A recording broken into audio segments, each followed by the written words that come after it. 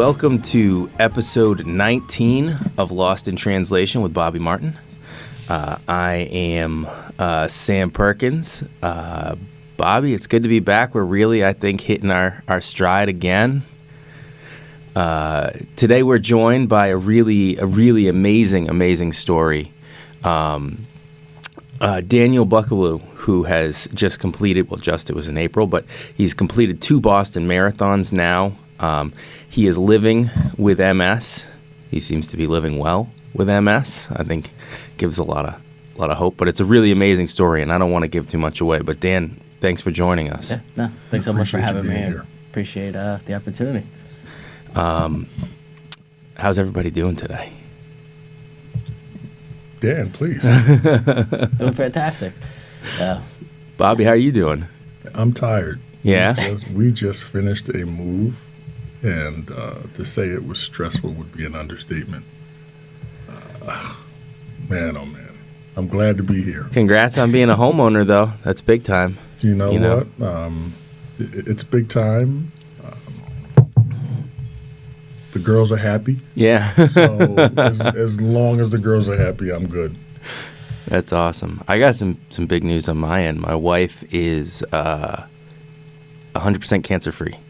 That is awesome. That's been, maybe we'll have an episode where we really talk about what this last year has been for us. It just blown away by her. She went through 12 weeks chemo, went through targeted treatments throughout that time. Then she had a double mastectomy. The whole process has been really horrific.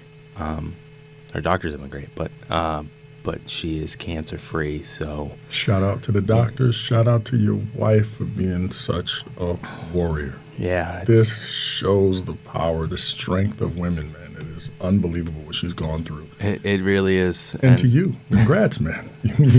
I appreciate that. It's been really, really terrible. It's been really hard for the kids, but hoping that better days are ahead. It's a long road back for her, but she's got a wonderful, supportive family. Yeah. And I'm sure that was a major part of her being cancer-free right now. Positive. Yeah, it's still kind of hitting me.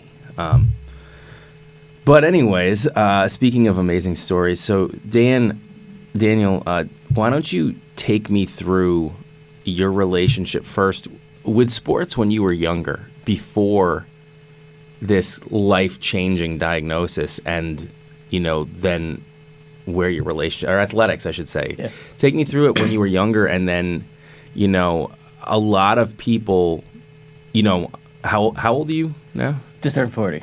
So a lot of people in there, and when did you run your first your Boston Marathon? How old were you? So when I ran my first Boston Marathon, I was 38.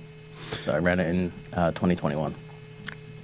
Yeah, so a lot of people, I would assume that it's kind of changed or evolved your relationship with athletics or an athletic. And a lot of people don't, when they're in their late 30s, 40, have a sort of athletic evolution the way that you did. So why don't you take me back to the beginning and talk about yourself a little bit when you were younger in athletics? Yeah, so athletics and sports was always a big part of my life. I played multiple sports growing up. Soccer was the first sport that I played, pretty much through, most of my my young adult life. I also, had played basketball. I played hockey. I played baseball. And had always been active. And then I played, as I mentioned, I played soccer through my young adult life. I played through college, and then after that, I had not been able to keep up with the whole routine of being on a team and that whole commitment that comes with it. Mm-hmm. So I kind of changed my priorities because I still like to be active. So I was doing more races where I was running 5Ks or 10Ks or doing sprint triathlons or mountain biking and things like that. So I didn't, necessarily have to commit to a team and have any, distractions from what's going on with my professional life or personal life or things like that impact that, but it still gives me that kind of avenue for being able to stay close to the having that athletic outlet and being able to be a part of those things. So multiple sclerosis, MS. What did you know about it pre-diagnosis? I knew nothing. And it took quite a while for me to even get a diagnosis, because that's one of the things too with MS is how MS presents itself. It's could be a handful of things that other diseases or other conditions, and so it took quite a bit for me to even get a diagnosis. But when I did, it was good because I had closure that we knew exactly what was going on with me. But I didn't know what it meant. I didn't know what MS was. I was like, oh, this will go away. And then, as I learned that, no, it's not going to go away. It's like going to be a, lifelong journey now with this. And it was, kind of heart-wrenching. And it also, too, is that kind of at the same time was when I actually really started, having a onset of symptoms that were kind of severe. It was truly impacting my ability to walk, my coordination, my cognitive thinking. I could barely even put a sentence together. I was having vision issues, bladder bowels, because the way that MS, kind of presents itself is it's a autoimmune disease that basically attacks your central nervous system. Yeah. And so, that's the thing is like the one commonality is that there is no similar case with MS because of the way that MS is attacking the central nervous system. It's different for everybody. It'll go at one area of the CNS or central nervous system and create some sort of impact or symptom that may be different than how it presents on somebody else. So, yeah. Wow. So what is I'm interested because if you're running marathons, I know playing basketball it took everything I had just to recover. Now with MS and the way it's so debilitating on your central nervous system, what do you do to recover? I got to be honest. I learned a lot about running from when I ran Boston in 21 versus to when I had run it this past year.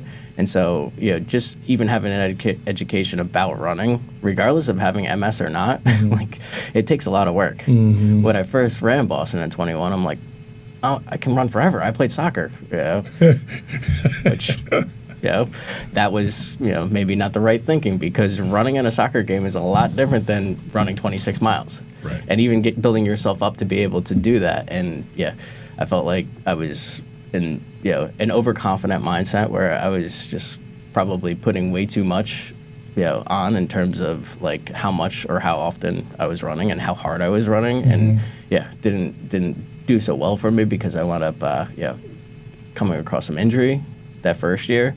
But then after that and learning about how to run and, giving yourself the break and, different types of things that you can do to avoid injury, such as, your cross training or your strength training.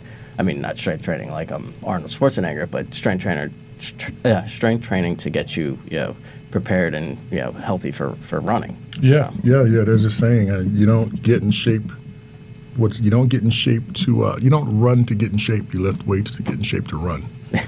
So strength training is really important. Yeah, and balance. I mean, just even to this day, like I'm not on a specific training plan. I won't pick that up until the fall because then I'll start building up for running next year. But like even now, I'm still kind of loosely following that whole kind of program where running about 4 days a week, but then in the off days doing strength or doing cross training, stretching, yoga. I never thought I would do yoga, but yoga with all the stretching actually I think is hugely beneficial because runners have tight muscles. They're all very stiff and tight, and so yoga helps get your muscles back to normal length, and then you're ready to go to get back out there and get all tight and stiffen them up again. So it's just the routine. So I want to take a step back because you started talking about the onslaught of symptoms when they got bad. Yeah. How old were you when you first, looking back, started to have symptoms started to develop symptoms that at the time maybe you didn't realize they Yeah. were symptoms. You just I pulled muscle, or maybe I'm just kind of, I didn't get enough sleep last night or something like that. How old were you and where were you at in life? I know that you live in Wilmington now, Yeah. but you Yeah. weren't living up here back then. So like, how old were you and kind of what was going on in your life when you first started developing Yeah, symptoms? so I was in my late 20s. I was actually, at the time, I was in my MBA program. So I was studying for my master's degree. And it was actually ironic how I, not until quite after the fact, realized when I actually had some symptoms that I didn't actually correlate to MS. And it was, one time I was just going out to a soccer field trying to kick a soccer ball. And one of the things that, had always been good at is like placing a ball exactly where I want, like taking a shot on a goal. And, if I want, top corner, that's where I would hit it. For whatever reason, I just could not kick the ball. I would try it over and over and over again. And that ball was like not doing what I was used to or what I was accustomed to, being able to place a ball as I was kicking. I'm like, that's really weird. Maybe it just has because I hadn't played in a while, but yeah, it just, was one of those things. It was after the fact that I realized, I was like, hey, I think that was actually something that was going on with my coordination. I couldn't strike a ball, how I typically had in the past. And then, then from that, it was, I wouldn't say it was like immediate, but, a short time afterwards, that's when I started feeling numbness in my legs. And even that, I didn't think that it was anything severe because that also correlated to me at a point where I had lost a toenail because of soccer. And it was summertime, so I'm walking around with no shoes on or sandals and things like that. My toe had gotten infected. And that was also the same time that I was going through the different types of testing to figure out what was causing the numbness in my legs. And all of the things I was doing, whether it was with X-ray or extensive blood work or EKG, none of that pointed to whatever it was. And so I was like, now what? And so my primary care physician had written me a referral to go see a neurologist, but the numbness went away. So I was like, well, you know what? I'm like, I think that's the infection from my toe that was causing the numbness. So, but little did I know at the time, remitting MS will present itself, and then because it's relapsing, it goes away, but then comes back. And so, so it was good for a few months where the numbness had gone away, but then it came back. So I'm thinking to myself, I'm like, I should have probably have taken up my referral to go see a neurologist. And then when I did, the neurologist thought that it was MS and had me go get an MRI done. And I got the MRI done, and what it shows is images of your brain and spine. And on the images of my brain, it almost looked like a 4th of July firework grand finale display of all like the bright white spots that were all over my brain because of how aggressive my case was of MS. And that's also too was the second time that I had the exacerbation of the relapse, and was that one hit me hard and was really starting to struggle with that one. So now these what they showed you on the MRI, these white spots on the brain, what did they represent? So that's basically like a good way to explain it is kind of like a electrical circuit, and those white spots are basically like a break in that wire in the electrical circuit. So it's basically causing damage to your axons and your central nervous system. So signals aren't able to get to where they need to. Right. So what's your diet consist of? Because I believe that you've got there's a called a myelin sheath. The myelin sheath, right around the nerves. Yep. And that's what gets attacked, and that's where those those lesions or those white spots are showing up. So it's like it's a break in the wire. Exactly. Right. Yeah. The wire's not covered. Yep. And then the signal that's being sent by your nervous system can't go directly where it's supposed to go, and so that's where. Yeah. How old were you when you were? So that was late 20s. What goes through your mind when you get that diagnosis? You're in your late 20s, In my, the last semester of my MBA program, graduating, what was going through my mind was, great, I have this degree. I doubt I'm going to be able to even hold a job in my career that I studied for, and have all these student loans that I'm going to have to pay back. And it was not a good spot for me at that time. So, and then because that's when you're like, maybe in the prime of your life, but that's when you're really like starting to like establish yourself of what you're going to be doing for career-wise, buying a house, getting married, those types of things. And yeah, it was just really a huge wrench that was thrown into all those plans at that point in my life. So. What do you do in the immediate aftermath? What did you do? I mean, some people, they take immediate action. Other people, it's like they go into, like draw the curtains and there's no right or wrong. I mean, it's like you're going to handle it how you're going to handle it. Like, what did you do? No, that's what I did. I wanted nobody to know anything because, like I said, I was still trying to establish myself, trying to, make myself, or establish myself professionally within my career. And I didn't want anyone to know. I didn't want anyone thinking any differently. I didn't even tell anyone outside of my immediate family and my girlfriend, or now wife, and didn't share it with anyone because I didn't want people to think that, I couldn't do something because I have MS. Mm-hmm. Now I hear, I see these commercials about some MS therapies, and they say, MS doesn't define me. And I look at where I am now, I'm like, no, MS defines me, but it doesn't beat me. So, yeah. That's a wonderful outlook. Wow, I love that. So you've accepted it and said, yes, it's going to kick my butt sometimes, but it will not defeat me. How many times do you get up? I love that attitude. Thank you. Wonderful. Wow. Thank you. Congrats. How did your family and your then girlfriend, you said now wife, I mean, that's not family, parents, if you have good parents, because not everybody's lucky enough to have good parents, but that have cared for you before, I think they can kind of be in the mindset of even, is devastating. Yeah. But like if I ever got that diagnosis for one of my kids, I would be devastated. But be like, I'm going to take care. I'm here. I took care of them as kid.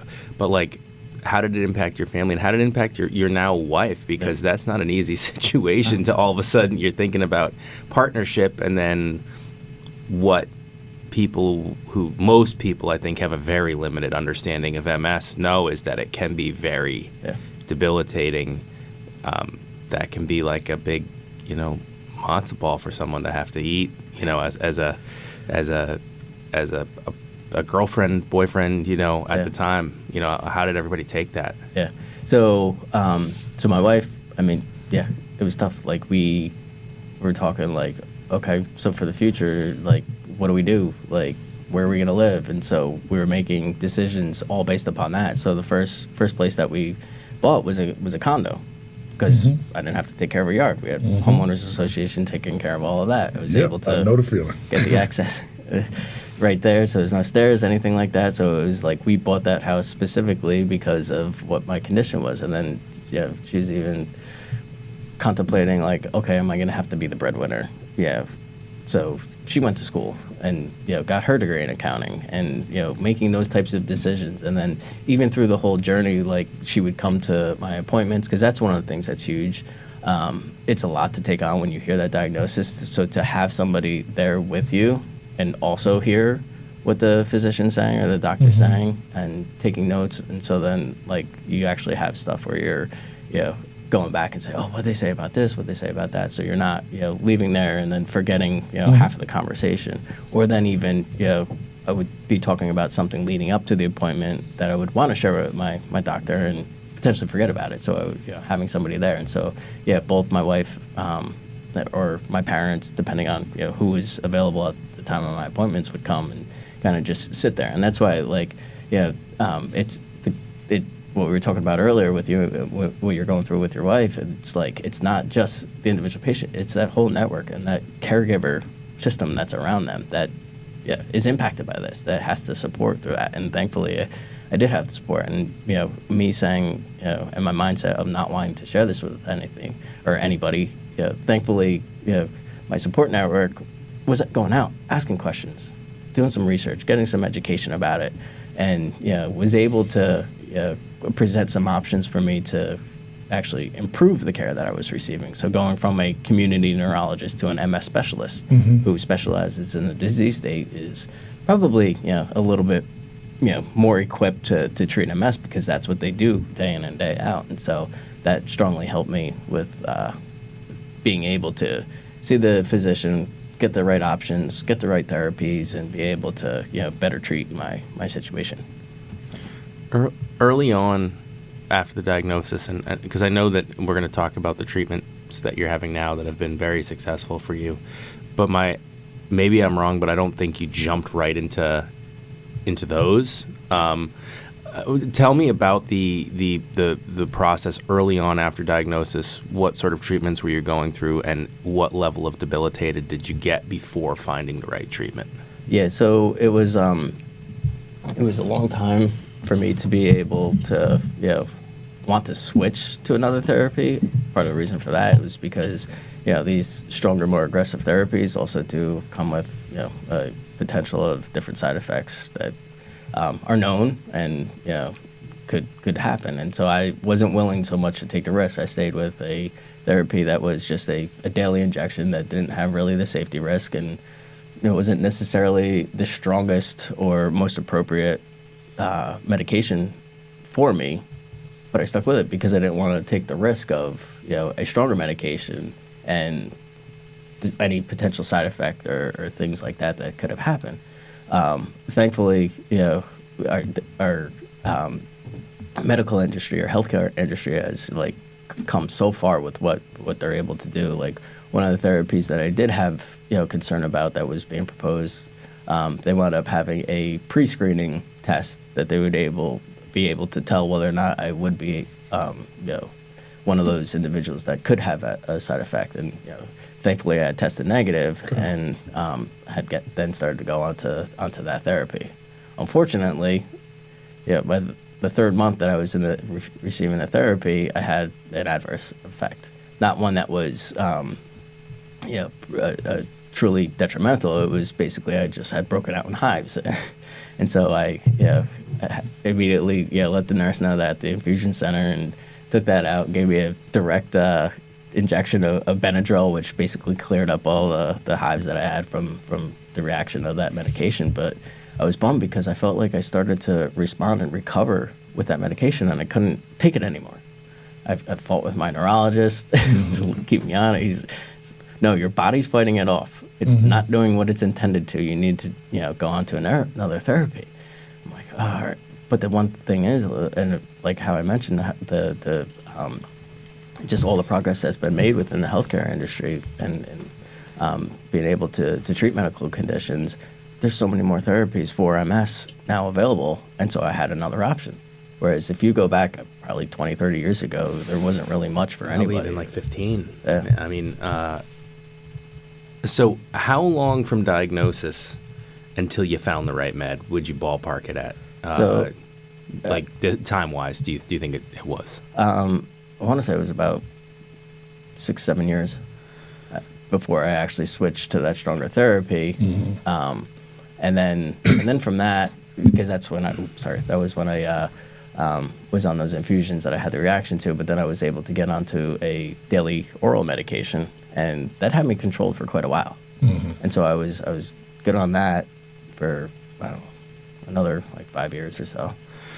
So 6 or 7 years before finding a med that really kind of started to make a difference. I mean, that's a long time, and that's like if you were in your late 20s when you were diagnosed, that's like it's a big chunk of your life right there. 6 or 7 years, and you're only in your, at that point, from point of diagnosis, late 20s, so up through mid 30s. Is what's your mindset during those 6 or 7 years? Like, how do you not just get totally defeated and just go, you know what, this is going to be my life, and it's just going to get worse, and just kind of give up on stuff? And not, how do you keep, you've been successful professionally, you've moved up here, you're doing great things, but how do you not just check out on hope, I guess, during that time?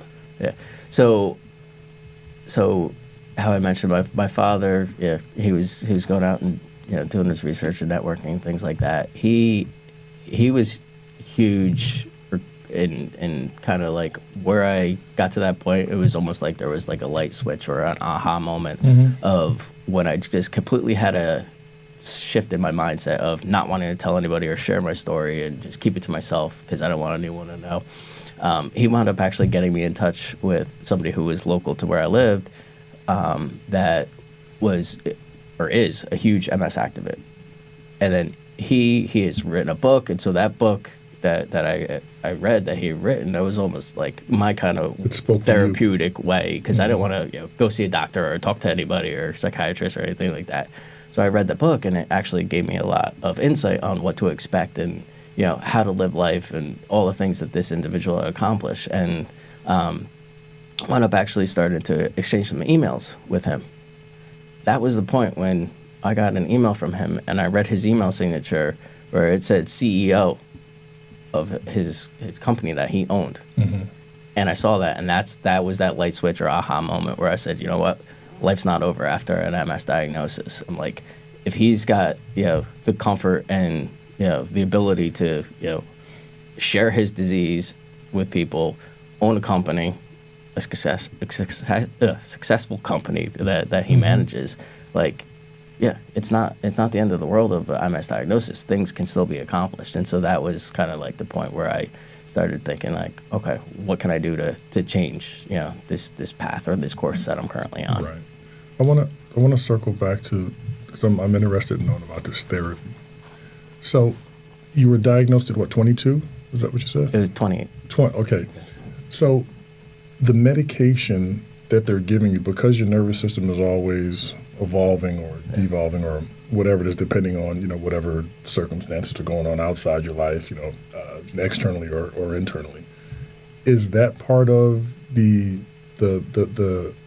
treatment that they would give you? Because you're always evolving, so they have to keep adjusting until they find just the right amount. And then as your body accustoms itself to that type of treatment, now all of a sudden you have to change it again because your nervous system has gone under some other type of attack. Yeah.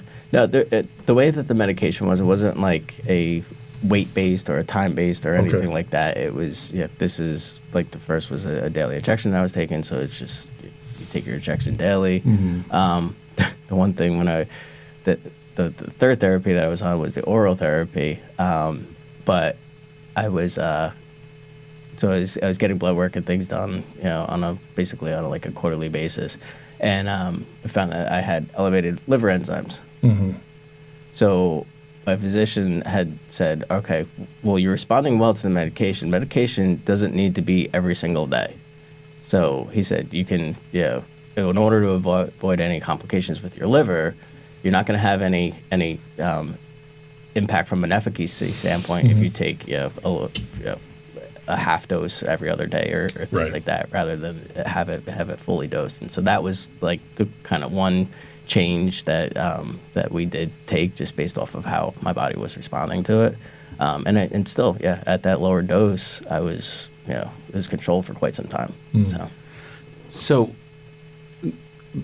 my understanding is that the meds that you're talking about are not the final one that you kind of found. So you improved under those. You said it was controlled. What was your functionality like at that point? How old were you, and what was your functionality like at that point? So I was, because it also came with a lot, like how I mentioned that I had that kind of aha moment. And so one of the things that I wanted to get back to was like exercising.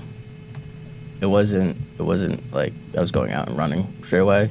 It was one of those things where I was just doing small little like kind of strength training things. The one thing too that my father also had gotten me was he got me a stand for my mountain bike. So it'd take the back wheel off the ground and almost turned it into a stationary bike. And it was crazy, like how when I got on that bike, even though I struggled, and you could like blatantly see that I was struggling just to walk. When I got on that bike, I don't know what it was. When I was pedaling those pedals, you couldn't have known I had MS. There was no break in the way that my legs were moving on those pedals. It was like nothing was wrong with me, and that was just like really just like such an awesome thing to experience and say, okay, well, I've got this as an opportunity to help try to regain some of the abilities that I had lost. And so I was doing that. I was doing some strength things, pressing myself to go for walks, things like that, and just to keep my body active and keep moving. And I think, and I truly to this day, I mean, I feel like exercise is probably the most underprescribed treatment for people with MS. And I think that in combination with the medications that I've been on, I really think that the exercise and the physical activity that I've been doing is like such a huge component of why I've been able to have, such a strong outcome to this point. Right. Yeah. I mean, it taxes your nervous system. Yeah. You always have to adapt to whatever stressor you're putting your body under, so the nervous system automatically responds. The body's wonderful, isn't it? It's a wonderful invention. But man, no, I mean, to that point, like heat, I can go in a sauna or a hot tub or be in hot areas, and it was funny. I actually learned about like cooling my body down and like the benefit of that. When I was up here at Boston, this was before I had moved to Boston. My wife's older brother lived in the area for years, and he had a boat, and so we would take the boat into the harbor. New England, we never have warm water. It doesn't matter if it's August or not. so we're on the boat in the harbor, and I had the issues with the vision. I was having difficulty seeing the shoreline, and it was all unclear. I jumped in the harbor in that freezing cold water and got out, and I'm sitting on the boat drying off, and I could see the shoreline. Ants. You could see the ants on the shoreline at that point, right? My vision was back. I was Right. That was fantastic. Right. And so at that point, it was like, that was like a learning for me. And like from that point on, I was taking showers with no hot water just because it was a short, little relief that I was getting from, my body being under attack with that exacerbation. What did I'm interested to know about your wife, okay? She's been with you through this journey. Yeah. So what was her response to it? I know she went, did you ever see her break down? Did you see moments where it was... No, she had always been strong. Oh, I mean, she wow. married me. Like, Yeah. not knowing what her future was going to be. And so, just, so grateful and thankful that, she stuck through me through all this. And, that was... Talk about the point of my life where it was, really starting to get myself established. She's the same age, so she's there, too. So she easily could have said, oh, this is going to be too much. This is not what I want for my life. But, no, stuck with me and supported me. So it's just been awesome.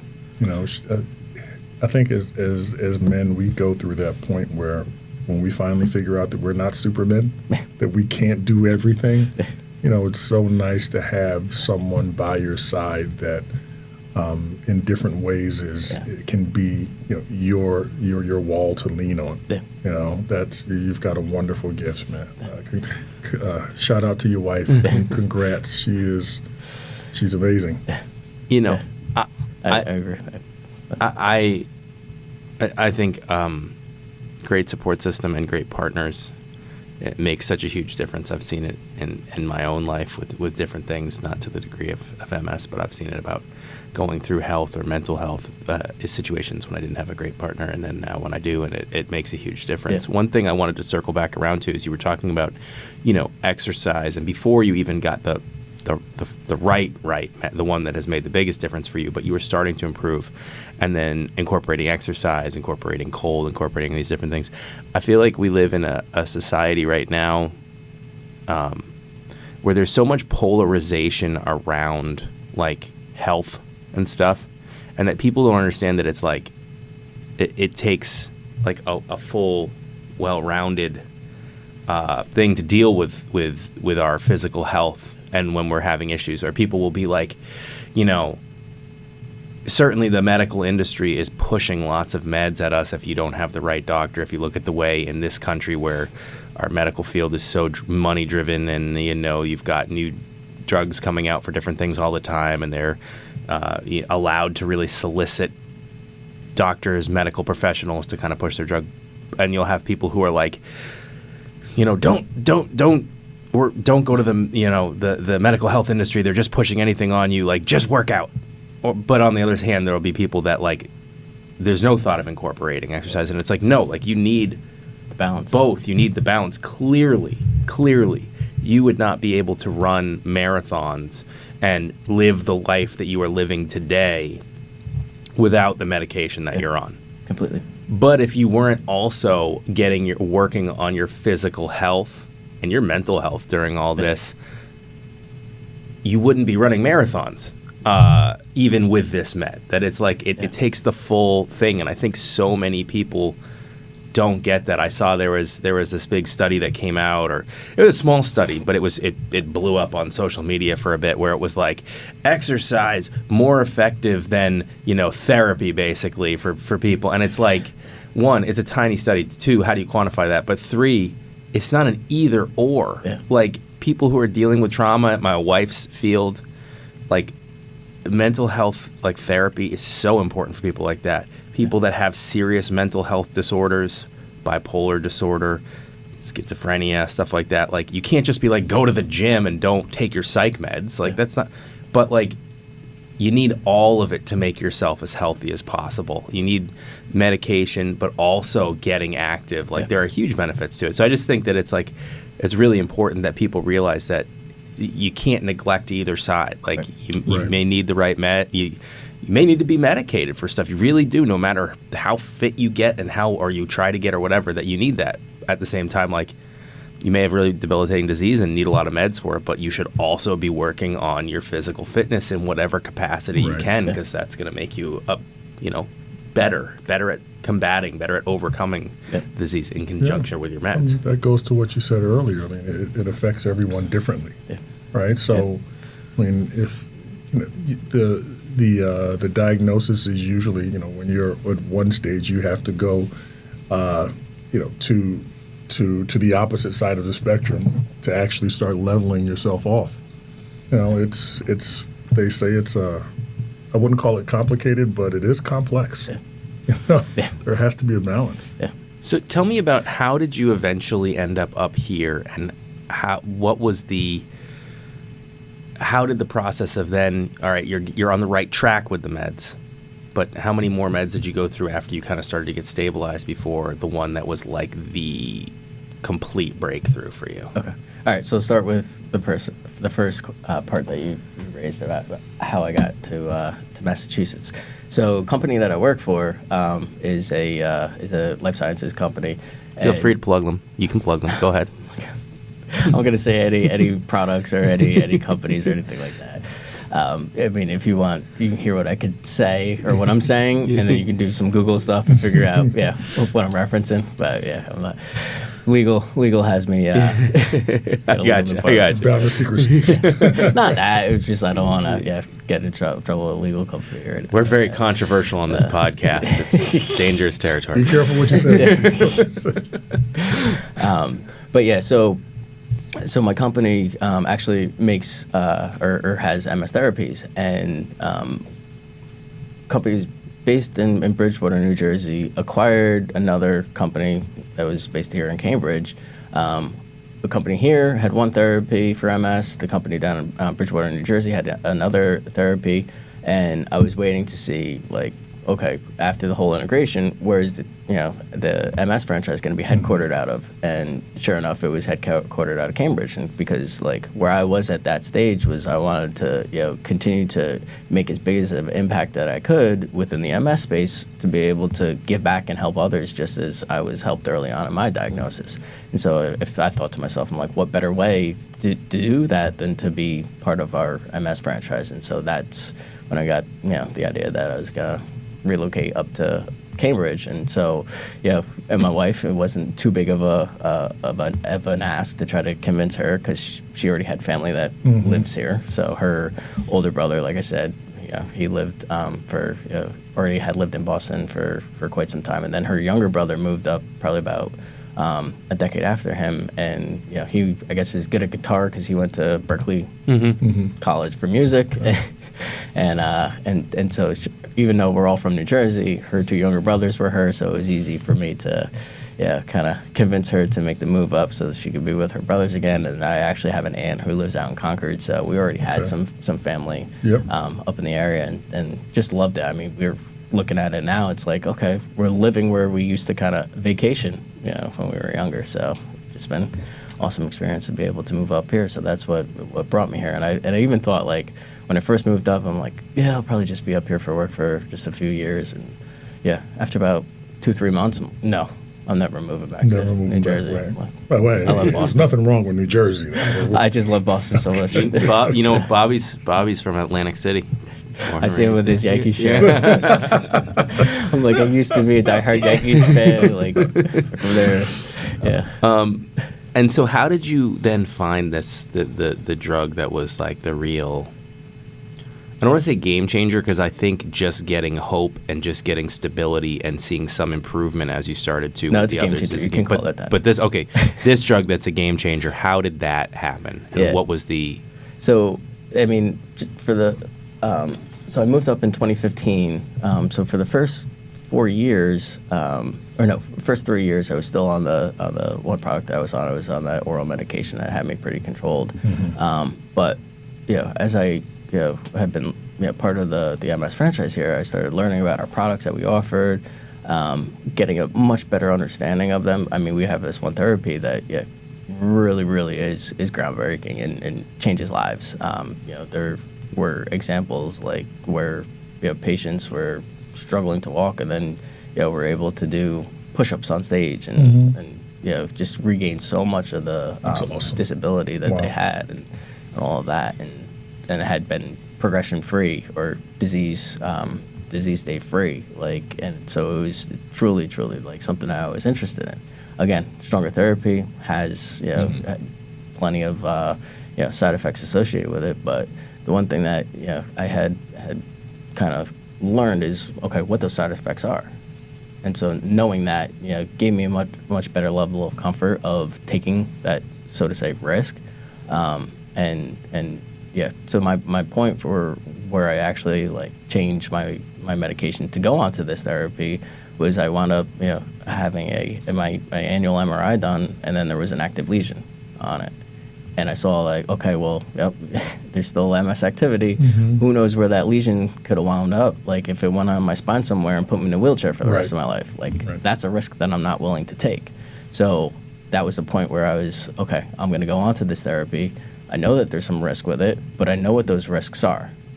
That's a lot better than, the kind of roulette wheel of MS and not knowing where, that next lesion winds up. And, is it going to put me in a wheelchair, or is it going to cause me not to be able to see? Because there are people that, will lose vision. Yeah. And people that, completely, have cognitive impact where they're not able to be able to really function all that well. There's things like that. And so to me, the risk of a side effect versus the risk of the unknown of how MS could present itself was not something that I was willing to take. So How did, I'm interested to know, how did COVID affect you? Because, with so many restrictions and you having to exercise, gyms are closed. Yeah. They don't want you outside, right? All these restrictions, how did that affect you in your, your training or non-training or? So basically we trained for a marathon for 2 years because I was Right. supposed to run it in 2020, and then COVID happened. And so, yeah. And that was going to be the first one, right? That was 2020. 2020. Yeah, yeah, because that was the thing. And the therapy that I took, it's basically 2 years. So you'll go the first year, it's infusion, 5 days straight of the infusion. Infusions are about 8 hours a day, and then you're good for the next year. Next year, a year later, you go back, and then it's 3 days that you go, and then all depending on how you are with your MS, there's roughly 60-70% of the patients don't need to go back for a third round or any other MS medication. And so that's where, when I was like, okay, I'm going to go run the Boston Marathon in 2020. So I get the infusion. My first infusion was on Patriots Day in 2018, which was how I got the idea, because I was sitting in the infusion center with an IV in my arm watching the Boston Marathon, saying, you know what, I'm gonna be 2 and through. 2 infusions for the 2 years, and then after that, I'm going to finish my medication marathon by running the Boston Marathon. And so that's where I was like, even though it was like 2018 when I was watching the Boston Marathon, it was horrible conditions, freezing cold, rain. That was the year that Des Linden had won it. I remember telling my wife while we were sitting in the infusion center, I'm like, I'd much rather be in here with an IV in my arm than out there running, because it's treacherous, but still, I had the itch. I'm like, you know what? For me, it's a milestone of where I wanted to be with my whole journey with MS. It was just to cross that Boston Marathon finish line. How long? Well, one, Where are you at physically now after you finished the 2 years of infusions and you haven't had to go back for another, is my understanding? Physically, where are you at? How do you feel these days? And two, how long did it take from the time of finishing up the first 5 days of infusions, to get to the point that you're at now? So for me, I was already really in a good place physically, because it was years of work to get there. And so, like I said, I was having struggling to walk, and I had gotten my bike, and I was doing the stationary bike stuff. I was doing those exercises to try to regain the strength, and so it was baby steps along the way. I remember to this day too, like at my mother's house, where I was just so proud to show her that I could do a jumping jack. Mm-hmm. You think about things that are just like so easy in your life that you typically just take for granted, and to have that then taken away from you was very tough.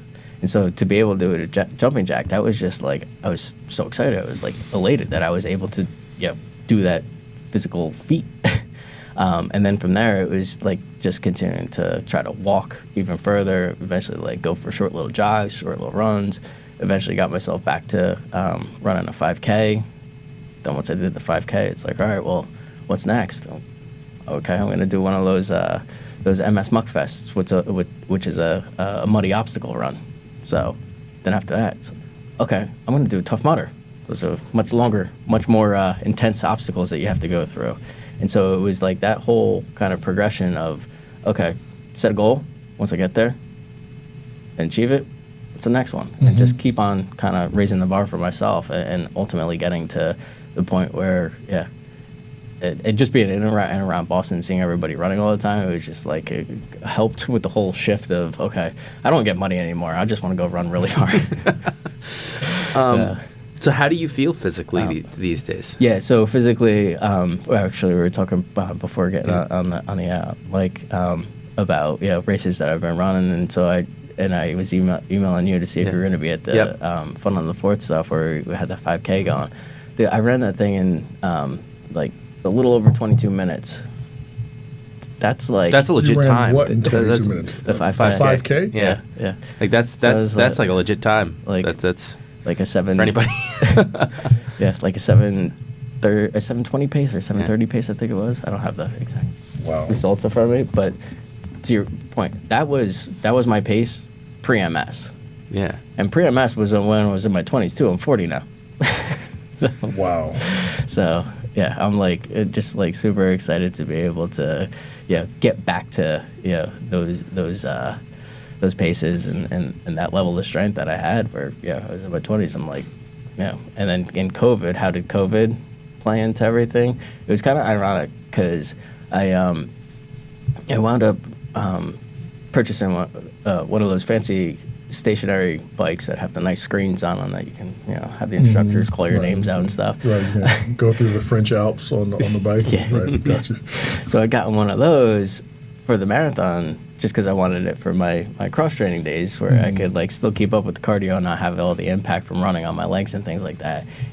It was a lifesaver, like through COVID, like because you didn't want to go outside. We were under quarantine, and even when you went outside, you'd have to have a mask on, and running with masks is never any fun. So it was perfect to just while we were kind of like on our lockdown to still have a bike to be able to do the fitness at home. And I got hooked on the bike that I never thought I would want to, and now I had all my favorite classes and favorite instructors and things like that I was doing. And I remember thinking through COVID, it's like you heard about so many people that like would be, oh, I don't fit in my clothes anymore, and like it's not good. Like I want to come out of COVID more fit than I was going into it. So it kind of be the reverse of I think what happened for some people. That was, I mean, for me, I remember when COVID first hit in March, and then gyms closed and everything, and from March through probably October of COVID, the first like spring, summer. Into fall of COVID, I did a good job of staying in shape. I was always really, really, like, pretty jacked and going outside, doing resistance band stuff, doing body weight stuff, doing all plyometrics, like all that sort of stuff. And I stayed in really good shape. And then I really fell off that first winter. Gyms were still closed for the most part, you know. And I'm still struggling now to get back into that routine. And we're 3 years out from COVID having hit, and I've got like 30 pounds I need to lose. I won't say this is the heaviest I've ever been. I have lost some weight from what it was. And also, when I was an athlete, I weighed close to the same, but I carried it very differently. It was proportioned very differently on my body. But it's been a struggle for me to bounce back. And I was someone who, up until that point, was still good about getting to the gym, being out, being active. And it threw me off so much, and it was so hard. And then you kind of get into the, like, it's winter, it's cold, you know, everybody's getting sick, still unknown, still everything. Like, I'm just going to stay inside. I'm going to cook meals that make me feel good. I'm going to make pasta like 3 times a week. And so I'm envious that you were able to go through it and come out even better, you know, with all this. And it puts me to shame that I can't say that I had a debilitating disease or anything. But it's been a struggle for me still. I'm still trying to, and it's been baby steps, and I have been going to the gym pretty regularly.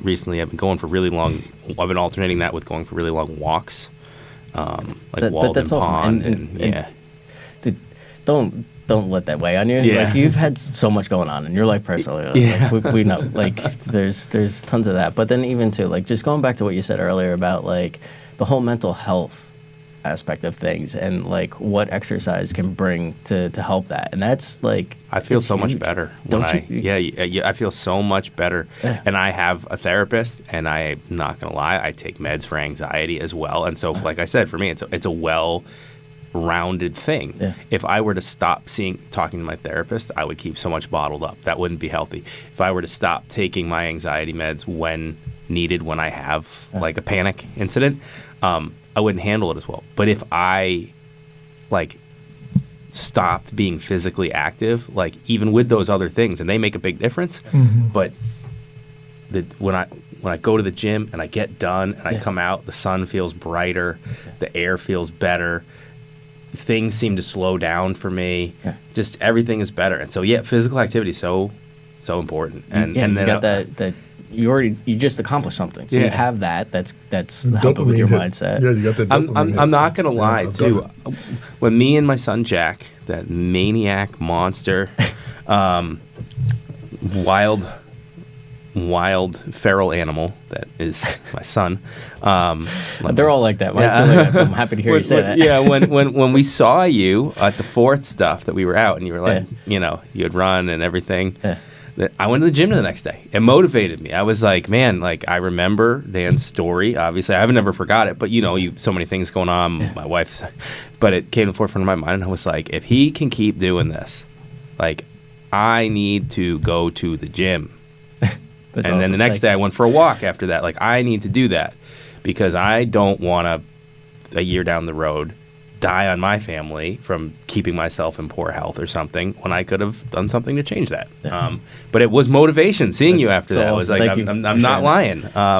That's my biggest thing. That's like my North Star is like just sharing like my experience of exercise or physical activity and things like that with people, and just hoping to be able to have that influence others to just live a better, healthier life in that regard. So we haven't even gotten into the marathon. I want to make sure we do that before everybody has to go. So you had this idea, this epiphany in 2018, watching, and your first kind of infusion that like, I'm going to run in the marathon. What did your family think about that? What did your wife think about that when you first said, hey, this is what I'm going to do? And two, how do you get from epiphany in a chair, getting an infusion, to running that first marathon? How does that happen? So a lot had happened because I thought that I was just going to be able to go sign up for Boston like any other race like that I did, whether it was 5K or a Tough Mudder or something like that. And then come to realize, I'm like, oh no, this is the most prestigious, oldest marathon in the world. Like, it's not that easy. You actually have to qualify to get into Boston. Or if you don't qualify, you go through a foundation and sign up to raise money. Right. Yep. And so I was looking at the times to qualify, like, no, that's not the avenue I'm going. I'm not that fast. So, because they got pretty pretty fast times that you need. That's why Boston's, I think, probably the fastest marathon in the world, just because of, you have all those fast runners that are actually qualifying. So I'm like looking at the different charities and to see MS societies there, who I already had been, partnering with when I was doing the MS walks for multiple years. And I said, all right, well, I can go to the MS Society and maybe get in that way. And it's tough to even get in with a charity because there's so much demand that they'll get tons of applications and not everybody gets in. And so thankfully, I was fortunate enough to get selected and given the opportunity to be part of that team in 2021. And so that was my whole route going into being able to get to the Boston Marathon.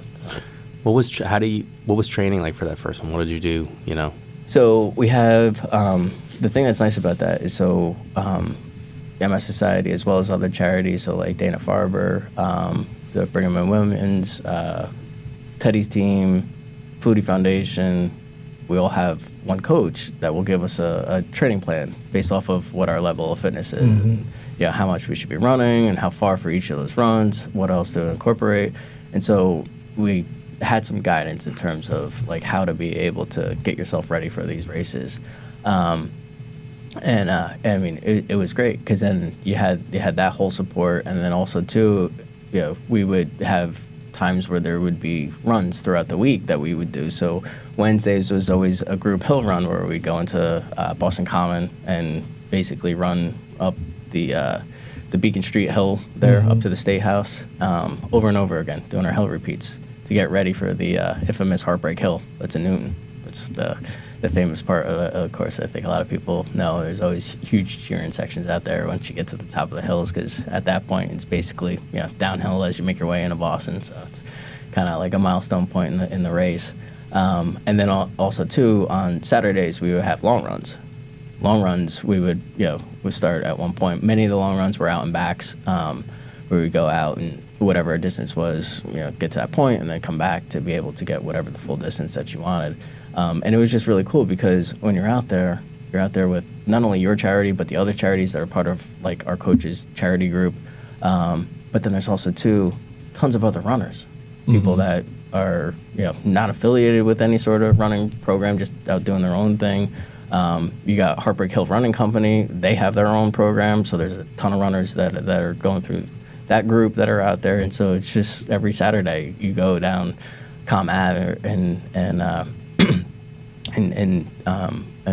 the course, you'll see so many people that are out there. There's hydration stops. There's what places or what establishments you can go in if you need a bathroom or something like that. And so, and then afterwards we would come back and we would have physical therapists that would be at our disposal if we had any like twinges or anything that like happened while we were out for a run, be able to get it checked out. And so it's good to be able to have that kind of support network from like actually like being there and with people. So that's awesome. Wow. What was that first marathon like? The first marathon, it was tough.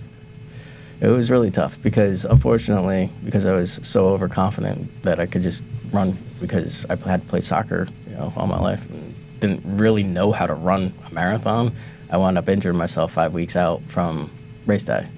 So at that point, and that was a point, or that was when I only got to 16 miles.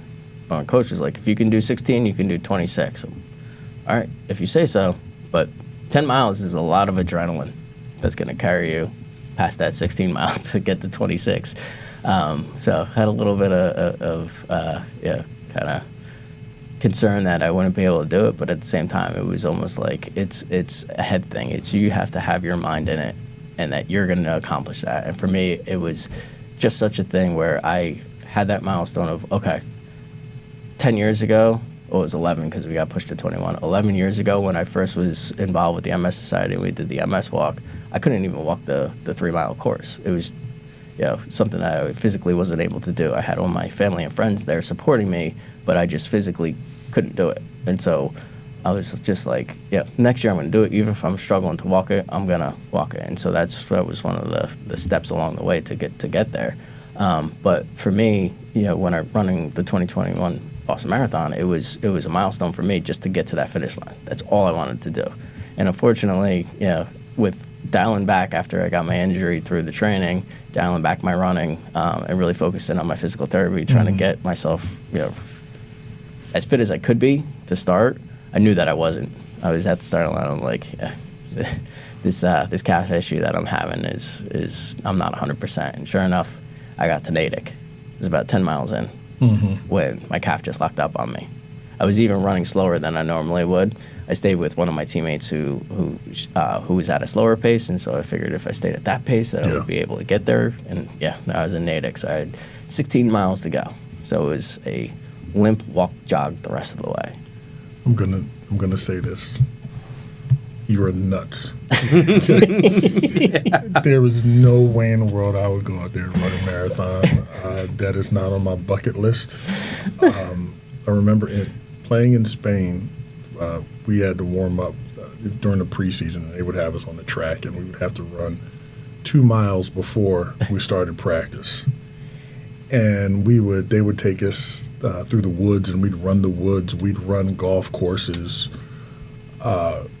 And one day I just told him, I said, look, I'm American. I'm not Kenyan. I can't do this. And it's funny because they made a joke out of it. They actually called me Marathon Man. That's awesome. Because I just said no. But I was in shape. Every time I went back to Spain, they actually allowed me to come back a month later because they knew I would be in shape. Okay. That's awesome. But man, oh man, that type of running. You ran the 5K in what time? So it was 22.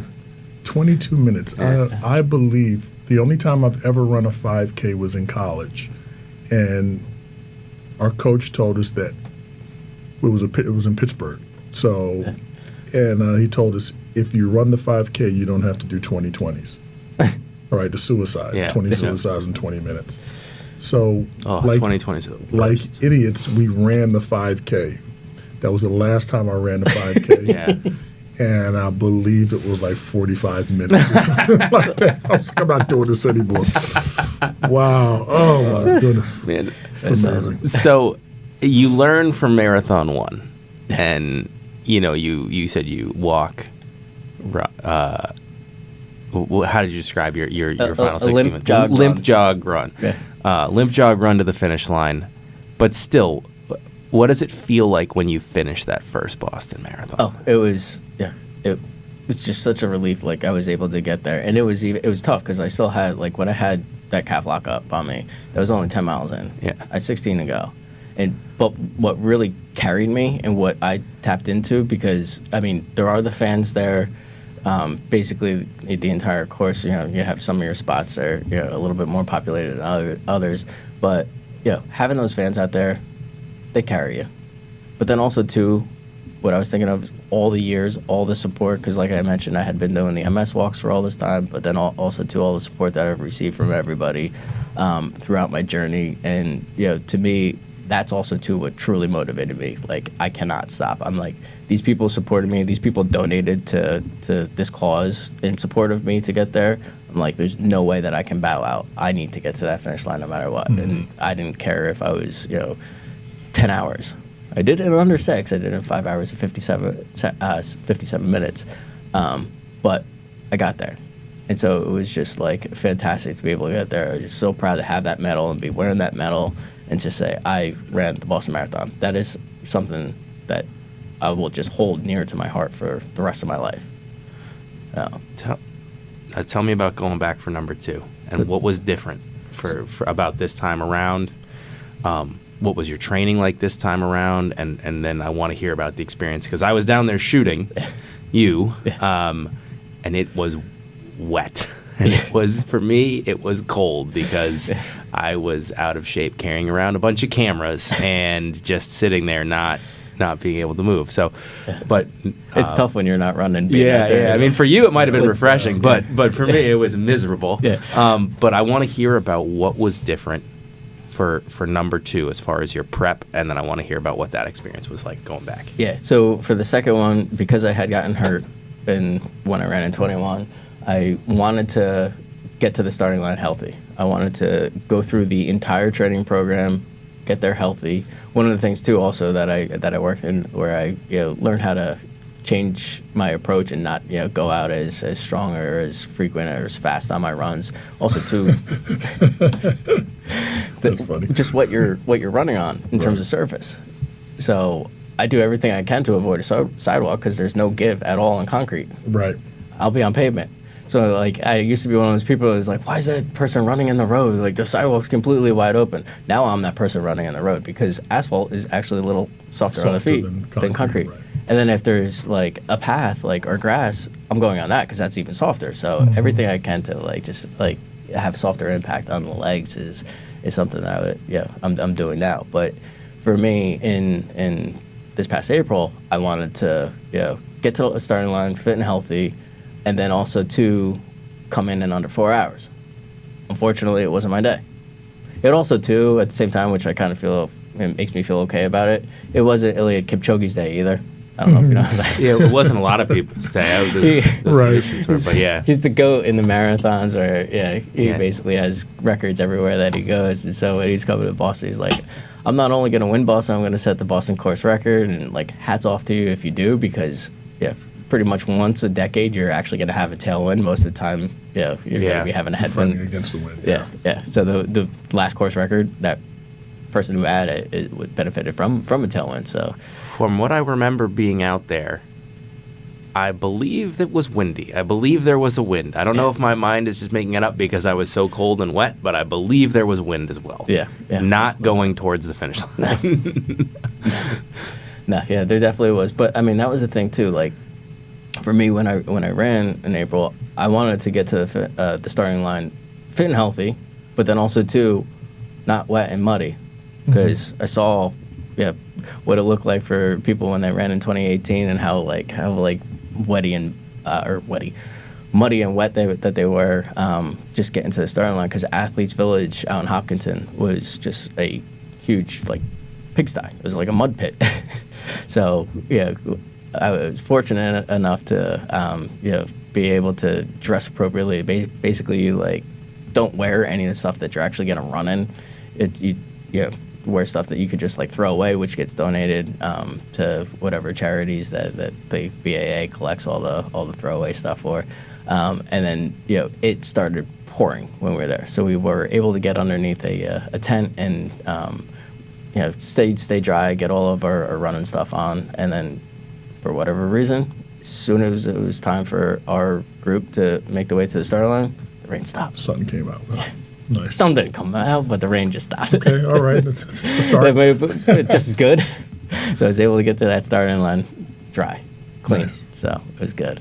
And then once it started raining along the way, you're already out there running, and so it just actually was a little bit of a refresher. It's not like how you were standing around just in the rain. It's like I feel bad for people working the water stations and stuff, because it'll be cold, it'll be rainy, and it's gonna be awful for them. But when you're out there running, it's not as bad. Right. So it's almost like great spectator weather is horrible marathoning weather, whereas horrible spectator weather is good marathoning weather. But did you have that sympathy for the people working the stations when you were running, or did you say, "Give me my water"? No, I love it, and that's the whole thing that's so cool about Boston is I'll be running, I'll be chit chatting with people along the way. I remember anytime I saw somebody in a Bruins shirt, because Zdeno Chara was running. Really? Yeah, he ran in April. Yeah. And jokingly up to it, I'm like, that friggin' monster of a man probably only has to take a couple 100 strides before he'll be at the finish line, because he's so tall. Yeah. If Chara, the way that basketball heights are versus if Chara was a basketball player, they'd list him at 6'11". I mean, he's 6'9" and a half barefoot. They put him on skates. Yeah, and he's 7 feet on skates. They said, but it's so funny about it. It just made me think about the same height but in different sports, what it'll be listed at. But anyways. But it was funny. I'd see people in Bruins shirt. I'm like, "Where's Chara? I gotta catch him." He put up a really good time too when I saw his result. Did he? Yeah. What? That's impressive. So what are there things that now we're some months out and you're starting to, you're not starting to train yet for the next one, but your brain, I'm sure, is at least starting to think about the next one. Yeah. But are there things now, a couple months out, you don't maybe remember every moment, but are there things that still stand out from that course that day? What do you remember about that?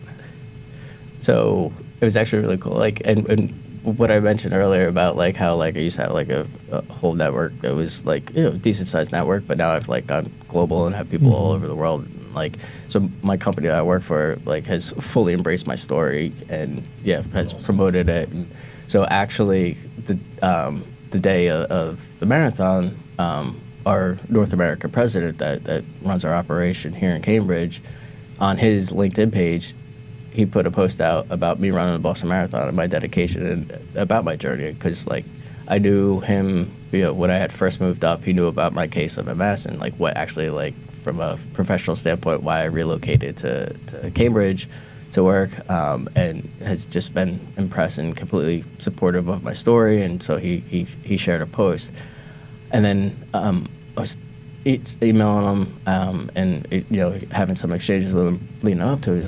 He's like, maybe I'll be out there, on Monday cheering. And he lives right in Wellesley, so I'm coming into Wellesley, and I'm looking in the crowd, and he's a tall dude. And so I see him, I'm like, there's Bill. So I run over him, and I told Bill, like, I wanted to do the thing in under 4 hours. And I'm like, I at that point, I'm like, I'm just not going to get there. I just don't have it today. So like I see Bill, I run over to him. I'm like, I'm not going to get under 4 hours, but I'm going to PR, give him a huge high five, and, get on my way and keep going. I also had, what was it? They were in Natick. My aunt and uncle were in Natick, so they I had Sweet. People basically, Strategically placed. They were just there. I almost had like every single town cover where I knew somebody, and they were telling me what side they were going to be on. So to be able to run through and see all different people that I knew and get that support, give the high fives, and you start getting into maybe a place where you're like, I don't know if it's a dark place, but you're thinking like, oh, what am I doing? And then you see people that and then it just gives you that like motivation to keep going. Yes. You get to Wellesley, the Scream Tunnel. That's always Scream Tunnel. Oh, okay, I'm guessing there are plenty of people in Wellesley. Oh, that's like right in front of the college. So Okay. all the girls, so it's all girl school. Okay. And so you can actually lead in up to the marathon. You can send an email to the Wellesley college girls, ask them to write you a sign, Okay. and they'll hold signs for you. They're all Okay. out there. They're screaming for you so loud, and you can legitimately hear them from a mile away. Wow. Like first time I was out there, I'm like, what's that roar? And I look at my watch because Roar the crowd. look at my watch to see where I'm at. I'm like, is that the Wellesley girls? That's so cool. So you run through, and they're all out there screaming. It is so loud. You might be deaf in your right ear, but for a little bit. But they're all out there screaming. And the other part, which was funny during COVID, they give kisses. So you'll see people just like veer off to the right, and you get a little peck on the cheek, and then keep going. And the girls will be out there with signs and like, "Oh, kiss me, I'm a cowgirl," or something like that. So that's also like the other little, fun point along the course. That's kind of has its own thing. But it was funny back in 21. BAA was putting out press releases about the marathon, and in one of the paragraphs they specifically had to write, "Please do not kiss any strangers." Like, yep, that's for the I'm Wellesley going to girls. start this race in Wellesley. I'm going to start in Wellesley and end in Wellesley. It's a part of the race, brother. That's fine. So you complete a PR. You don't hit your goal of sub 4, but you get a PR on a wet, cold, wind blowing in your face day. What's next? What comes next? I got to break 4 hours this time. Yeah. Thankfully, because I'm coaching soccer here in Wilmington, there's another a guy on the board who's a coach. He's also a running coach, so I was able to connect with him. And I do have our overall charity team coach, but he's not dedicated to me specifically. And so to help me get to that 4 hour goal or breaking that 4 hours, I now have somebody that's a professionally certified running coach that's going to help me get there. So that's my goal for this next year, and then I'm already thinking past that, because this year I'm gonna break that 4 hours, but I'm already thinking past that is I want to BQ. I want to get that Boston qualifier. And so how I said that running Boston and just crossing the finish line the first year was just a milestone for where I am with my journey with MS.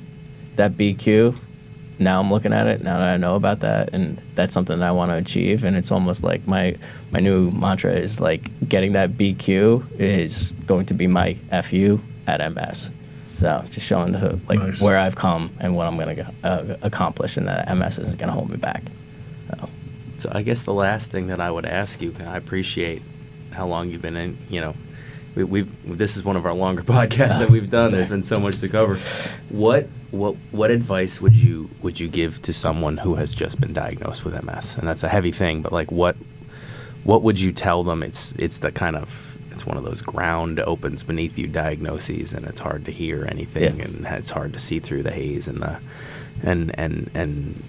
even have the idea that there could be brighter days ahead. What advice would you give to someone that has just had that diagnosis? Just don't shut yourself off from other people. It takes a group. It's your individual diagnosis, but it's that whole network around you that supports you that's going to help you. I mean, that's people innately, feel good about helping others, and so to ask for help when you need it, you're going to have to. And people won't shy away from helping you. People will help you and help you get where you need to be. And if you have questions, ask questions. That's one of the things. It's just because somebody's a doctor doesn't mean that you have to take every single word that they say, and that's exactly it. Ask those questions, and if you're not getting the outcome that you want, keep on pushing. It's that persistency, and that's one of the things that for me is just something that I find to be so important, is just having that kind of persistence and pushing for what it is that you want to accomplish. It's awesome. Thank you. Well, thank you for joining us today. No, I appreciate it. Dan, Bobby, thank you. Yeah. Well, man, thank you so much, man. This is awesome. Thanks. Episode 19 in the books. So, thank you. Awesome.